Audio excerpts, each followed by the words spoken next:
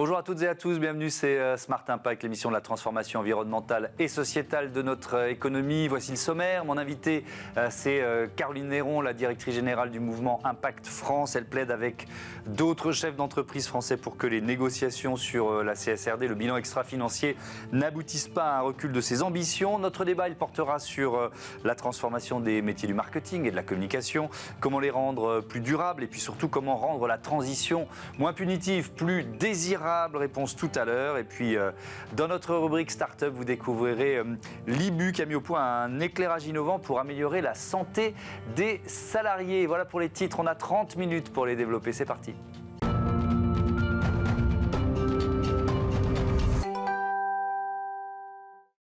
L'invité de ce Smart Impact, c'est Caroline Néron. Bonjour. Bonjour. La directrice générale du mouvement Impact France. On va parler bilan extra-financier, CSRD, le match, le combat qu'il faut mener pour qu'elle ne soit pas totalement réduite en termes d'ambition. En quelques mots, le mouvement Impact France, le principe et puis peut-être le nombre d'entreprises qui vous suivent aujourd'hui. Bien sûr. Impact France, c'est une organisation patronale qui réunit aujourd'hui plus de 30 000 entreprises partout en France, quelle que soit sa taille, quelle que soit sa région, quel que soit son secteur. Tous ces entrepreneurs, ces dirigeants sont mus par la volonté d'aligner leur business model avec les enjeux écologiques et sociaux qui vont les frapper. Certains, bien sûr, sont citoyens militants, mais de plus en plus sont des entrepreneurs qui ont au cœur et dans les chiffres la conscience qu'il faut qu'ils se préparent à cet avenir avec moins de ressources et en même temps qu'ils assurent aussi une gestion pacifiée de ces bouleversements à venir. Oui. Et des entrepreneurs qui, à juste titre, sont déboussolés en ce moment, puisque ça fait des mois, alors pour les plus grosses entreprises, les très grandes entreprises, les ETI bientôt, qui se préparent donc à ce bilan extra-financier, la CSRD, on y consacre plusieurs émissions depuis au moins 6 mois, quasiment tous les jours. Et là, en ce moment, on a des messages contradictoires. C'est-à-dire qu'on a le commissaire européen Stéphane Séjourné qui évoque, voire annonce l'hypothèse d'une suppression du reporting extra-financier. Le mot suppression a été utilisé. Comment vous avez réagi ? C'est effectivement pour des dizaines, centaines, milliers d'entreprises qui se préparent une incompréhension. On est dans une dynamique depuis plusieurs années, on ne se réveille pas aujourd'hui, sur la volonté des Européens de pouvoir se préparer justement à ces changements écologiques, sociaux, d'intégrer dans les business models de nos entreprises les risques et en même temps d'accompagner toute une société à se préparer aussi à ces risques, donc d'aligner les enjeux publics et privés sur ces sujets. La CSRD, c'est un mot un peu compliqué, mais en gros, l'enjeu, c'est de pouvoir accompagner les entreprises à évaluer une performance augmentée. C'est-à-dire qu'aujourd'hui, elles regardent leur chiffre d'affaires, elles ont un comptable, elles ont toute une armée de normes pour évaluer leur performance économique, performance financière. Il n'y avait rien finalement, il y avait rien qui faisait autorité pour évaluer la performance écologique et sociale. Du coup, ça faisait perdre du temps à tout le monde, de l'argent. Il y avait tout un business autour de ça.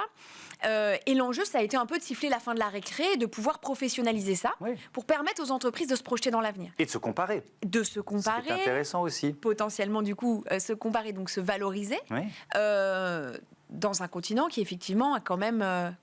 pour son modèle social et pour ses enjeux, ses investissements écologiques, qui sort du lot, très, très concrètement.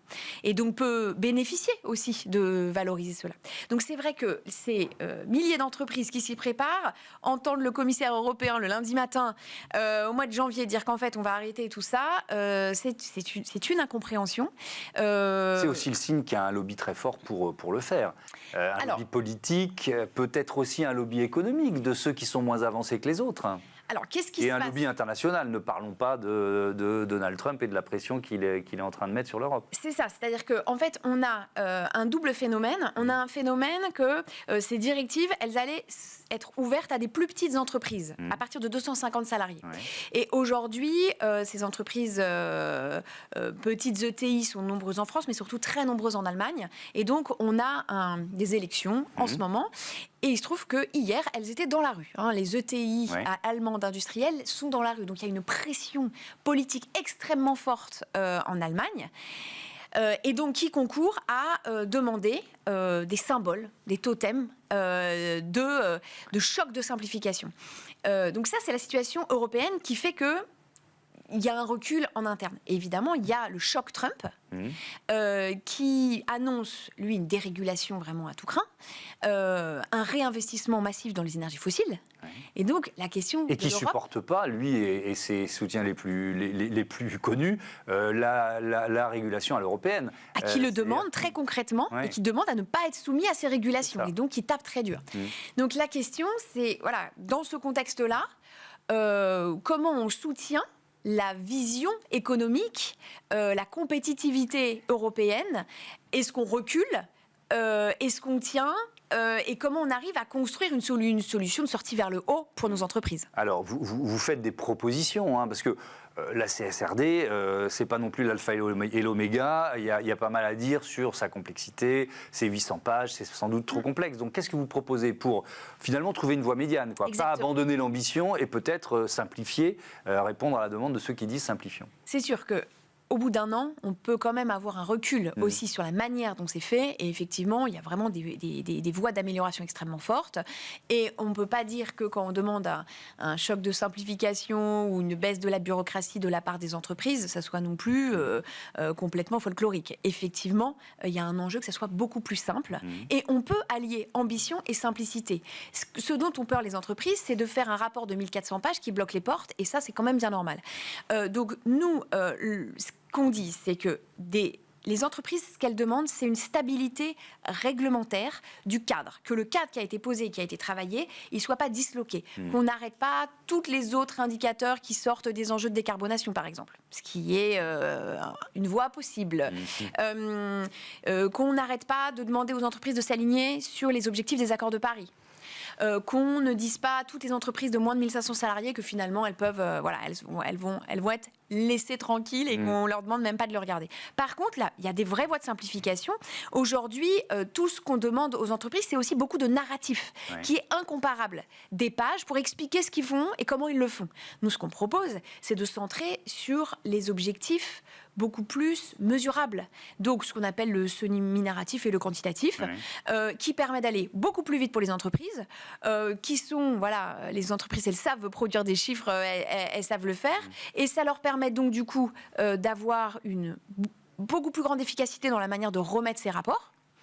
Et puis, in fine, de se comparer sur la trajectoire et de se comparer par rapport aux autres. Alors, il y a un autre principe, et ça rejoint le bras de fer avec les États-Unis, c'est le principe d'extra-territorialité de ce bilan extra-financier. C'est aussi ce qui le rend intéressant, parce que alors l'Europe, par capillarité, peut faire en sorte que ces critères, espérons qu'ils resteront ambitieux, se diffusent.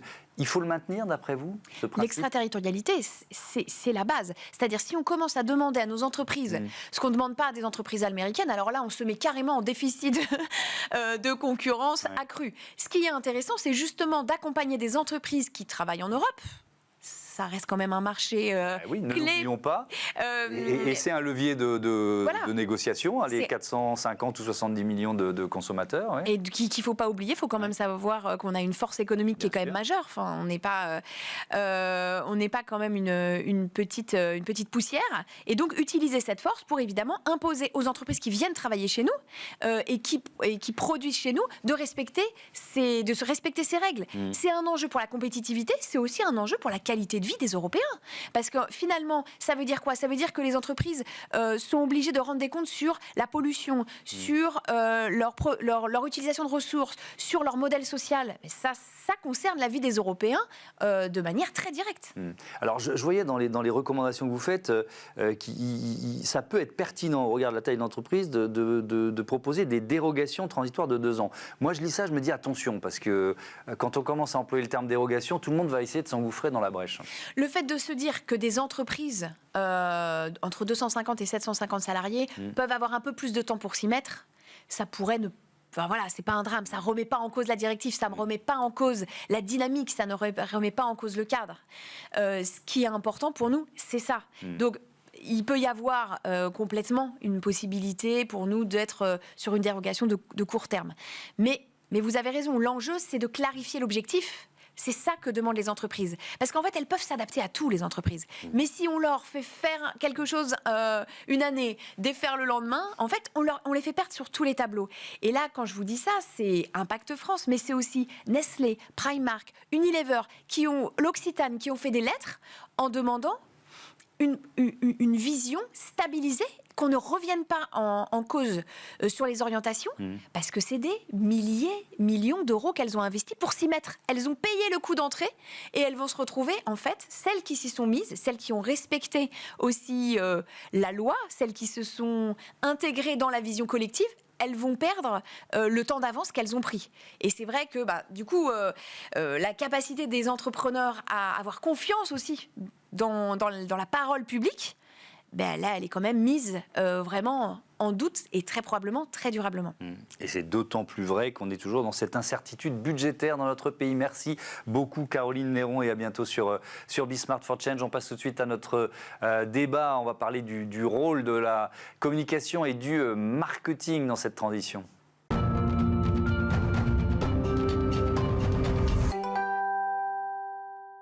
Le débat de ce Smart Impact, on va parler communication, marketing et le rôle de ces métiers dans la transition environnementale et sociétale avec Ambroise Collomb. Bonjour, bienvenue. Bonjour. Vous êtes le cofondateur des Nouveaux Géants. Olivier Bayou, bonjour et bienvenue. Bonjour. Vous êtes directeur du planning stratégique chez Saatchi. Et Saatchi, Nouveaux Géants, organisme de formation sur la transition écologique. Vous publiez, vous êtes venu avec d'ailleurs, une étude sur la transition écologique au cœur des métiers du marketing et de la communication. Quelle leçon principale vous en retirez de cette étude ? Alors l'étude, elle est plus large que ça. On fait 11 métiers. Donc marketing, c'est l'un d'entre eux. Mais là, on parle du marketing. Mais là, aujourd'hui, on parle du marketing. Et la leçon principale qu'on amène dans l'étude et le message qu'on veut porter, c'est que l'ensemble des métiers vont bouger. Et aujourd'hui, quand on parle de transition écologique, on s'intéresse beaucoup aux nouveaux métiers. Ouais. Nous, ce qu'on veut dire, c'est concrètement un métier qui existe depuis toujours, qui a toujours existé, comme le marketing. Ouais. Il va bouger autant que la finance, l'IT, le RH, etc. Tous les métiers existants vont se développer aussi. Mais ça veut dire quoi ? Ça veut dire qu'il faut inscrire la notion principale, qui est la notion de limite planétaire, dans toute réflexion marketing, dans toute réflexion de communication ? Exactement, c'est ça l'idée. C'est en fait pour contribuer à la transition écologique. Les personnes en marketing ont des nouvelles missions qui vont être typiquement de communiquer différemment pour inciter les gens à passer de la profusion, on va acheter toujours plus, à la sélection, les inviter au questionnement, c'est-à-dire est-ce que j'en ai vraiment besoin ? C'est pas vraiment la question principale du marketing aujourd'hui. Et donc voilà, faire bouger un peu les imaginaires, les récits pour les clients et pas que en interne, pour les salariés, etc. C'est effectivement, Olivier Bayou, un changement d'état d'esprit. C'est-à-dire que le rôle du marketing, c'est d'abord de faire vendre et de faire vendre peut-être toujours plus. Donc c'est déjà à l'œuvre, ce changement d'état d'esprit ? Alors oui, la communication, c'est efficace, donc ça fait vendre. Bah oui. Voilà, c'est ce qu'on s'est évertué pendant des années à démontrer.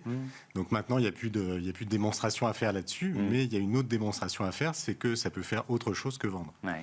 Et donc ça peut vendre des imaginaires, ça on le sait aussi. Donc c'est des impacts qui sont importants à avoir en tête quand on pratique ce métier, quoi. Est-ce que l'évolution dont on parle, c'est-à-dire cette idée limite planétaire, cette idée peut-être de ne pas être forcément dans une logique d'économie linéaire, est-ce qu'elle est déjà à l'œuvre, vous ? Est-ce que vous la voyez à l'œuvre dans les différentes campagnes et dans la relation que vous avez avec vos clients ? Alors, elle est à l'œuvre, mais de façon très inégale suivant les entreprises. Ouais. Il y a des entreprises qui sont très avancées sur ces sujets-là, et puis d'autres qui ont encore beaucoup de chemin à faire. Les consommateurs eux-mêmes ont beaucoup de chemin à faire dans la prise de conscience des impacts de la consommation. Mais les impacts de la consommation sont au cœur de notre réflexion aujourd'hui. Il y a des risques liés à ces enjeux RSE, Ambroise Collomb, pour les marques et par ricochet pour les professionnels du marketing ? Oui, bien sûr, de plus en plus. Le premier risque évident auquel on pense, c'est celui du greenwashing. Il y a plusieurs entreprises qui se sont fait retoquer récemment sur ces sujets et ça devient de plus en plus dur. Le réglementaire pousse un peu sur le thème. Les gens sont moins naïfs aussi. Donner un impact sans être précis sur la méthode de calcul, etc., c'est des choses qui sont de moins en moins acceptées. Et puis, il y a un autre risque qui est peut-être un peu plus systémique, c'est que quand on est dans un modèle complètement volumique, où on va vendre du neuf, si on a une pénurie de ressources, on va plus savoir vendre les mêmes quantités. Et donc, le rôle du marketing est d'anticiper un peu ces changements qui peuvent être brutaux en faisant, c'est un peu la pub des vendeurs, mais de l'ADEME, c'est-à-dire... Qui ne s'est pas fait que des amis d'ailleurs, souvenons-nous de la polémique à l'époque. Mais qui participe de cette nouvelle mission du marketing, qui est un peu de lisser la courbe, c'est-à-dire on va faire de la pédagogie pour dire il y a d'autres manières de vendre. On peut vendre du service au lieu de vendre du neuf, on peut vendre de l'occasion, etc. Et en fait, si le marketing fait bien ce travail-là, demain, quand il y aura des pénuries, on sera prêt parce qu'on aura anticipé d'autres manières de faire vivre des business models qui sont très sains et qui peuvent être très rentables. Il y a une mission, vous parliez d'imaginaire. Ça m'intéresse de vous entendre là-dessus. De quel imaginaire on part et lequel on peut espérer créer? Parce que l'une des difficultés, c'est l'acceptabilité de la transition, soit pour des raisons économiques, tout simplement de portefeuille, d'inflation, soit parce qu'on a été bombardé de messages anxiogènes, culpabilisateurs, etc. etc. Comment changer cette logique-là? Alors, c'est pas simple. C'est clair que c'est pas simple, mais il y a vraiment l'idée que dans les imaginaires, on doit passer de choses qui sont très quantitatives à des choses plus qualitatives, des choses qui sont plus sur le matériel, qui vont aller vers le lien ou vers la relation. Voilà, donc le définir d'une façon précise, c'est pas évident, mais dès lors que on voit par exemple dans la pub Renault Capture, qui est une pub automobile dans laquelle on voit systématiquement des gens qui n'utilisent pas le véhicule, on est en train de changer notre rapport à l'automobile. C'est-à-dire qu'on est en train de passer d'une logique d'addiction à l'automobile à une logique où on se pose systématiquement la question de savoir si on doit l'utiliser ou pas. Et ça, à mon avis, c'est un excellent exemple d'une communication qui travaille l'imaginaire que l'on a sur l'automobile. De la même façon que le dévendeur pose le débat de notre rapport à la consommation.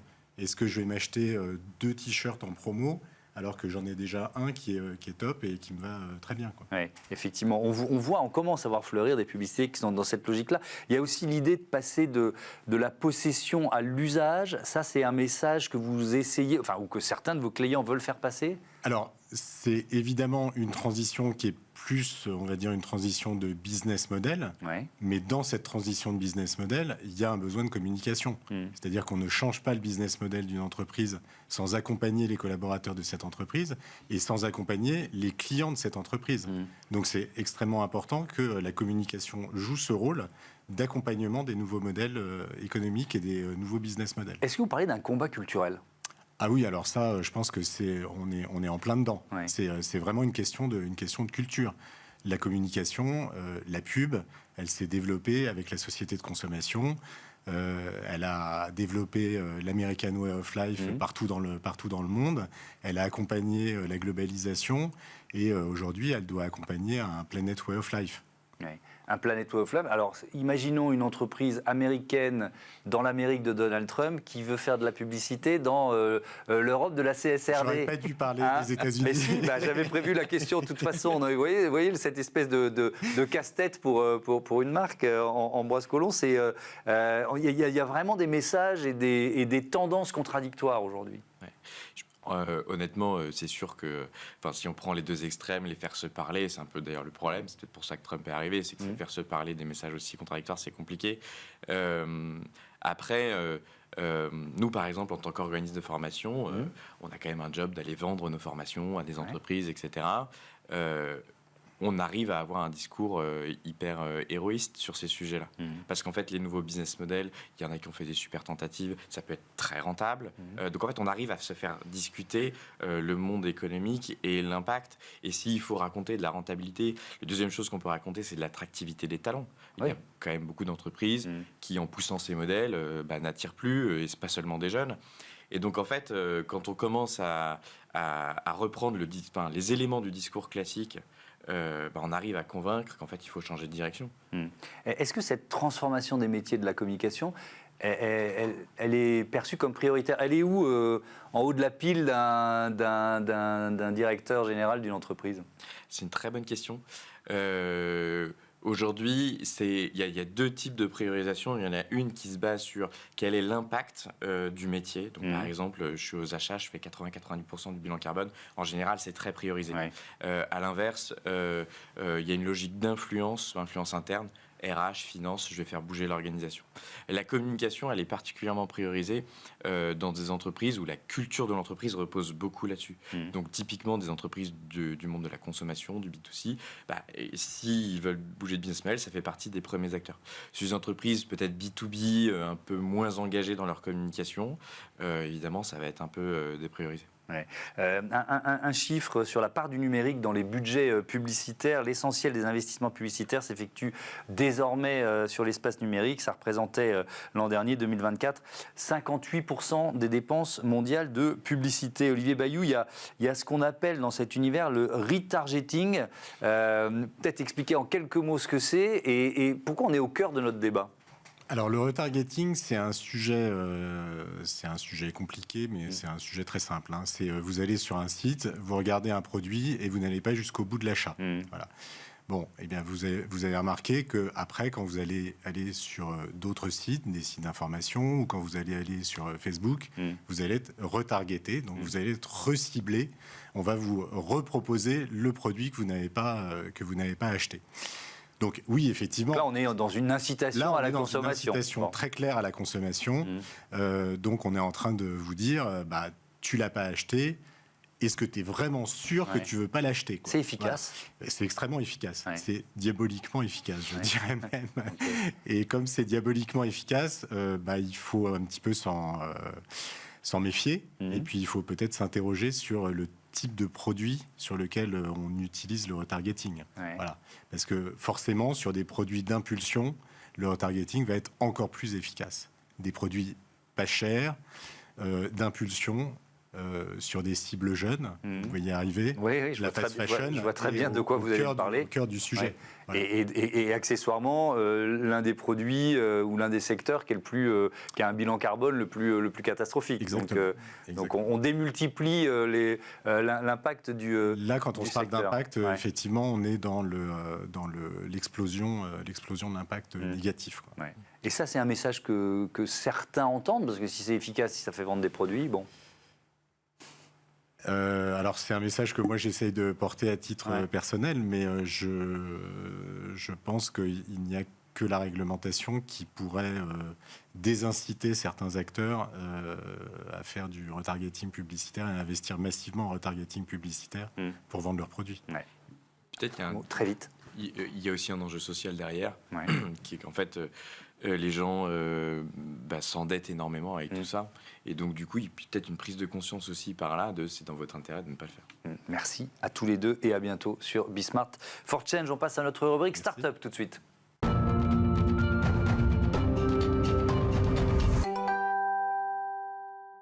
Smart Ideas avec Manon Lousteau, bonjour. Bonjour. Bienvenue, vous êtes la cofondatrice de Libu, créée en 2019 avec Tinou Seguin. Et avec quelle idée, racontez-moi.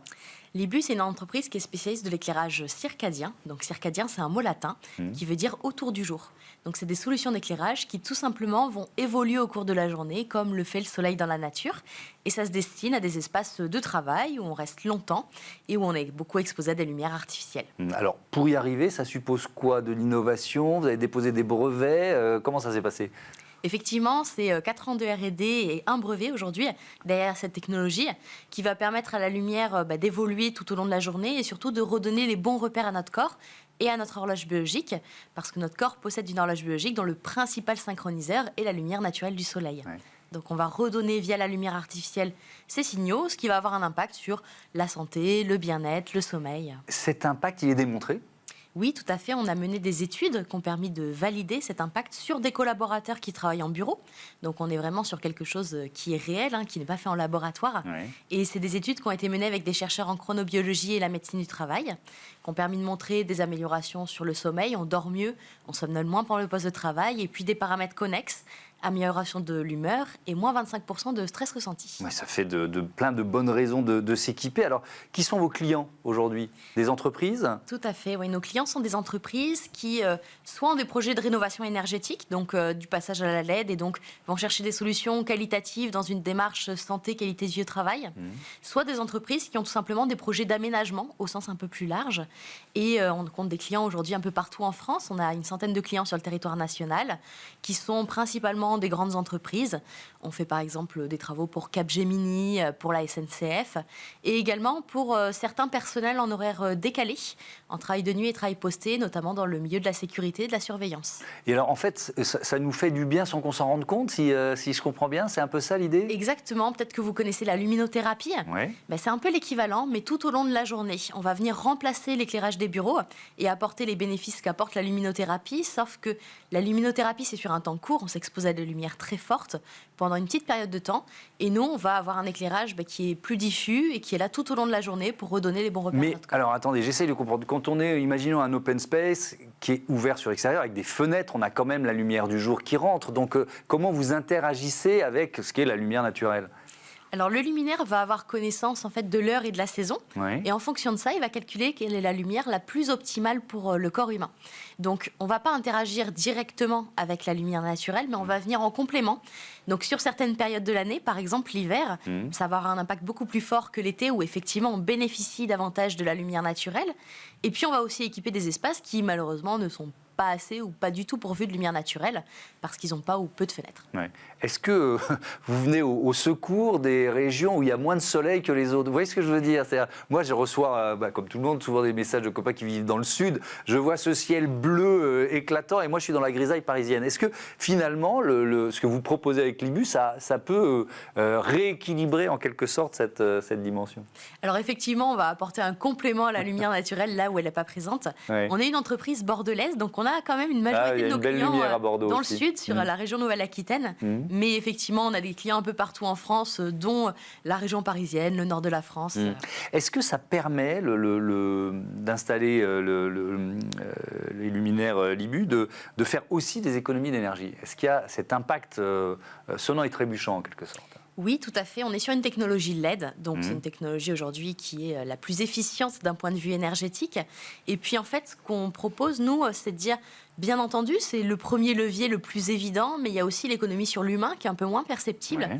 Et d'après les études qu'on a menées, en moyenne, c'est 3 000 € d'économie par salarié et par an au global, l'utilisation de nos solutions. Parce donc, que moins de... et le volet humain. Pardon, vous avez interrompu. Parce que moins d'absentéisme, tout simplement? Tout à fait, moins d'absentéisme, moins d'erreurs aussi sur le lieu de travail, parce que moins de stress, moins de somnolence. Oui. Bon, merci beaucoup Manon Lousteau et bon vent à l'IBU et bon retour à Bordeaux alors, ou en région bordelaise. Voilà, c'est la fin de ce numéro de Smart Impact. Merci à toutes et à tous de votre fidélité. Je voudrais remercier Alexis Mathieu et Marie Billat à la programmation et à la production, Théo Boscar le réalisateur et Thibaut Goury-Lafont l'ingénieur du son. Je vous souhaite une très belle journée sous le soleil du sud ou le gris parisien. Salut.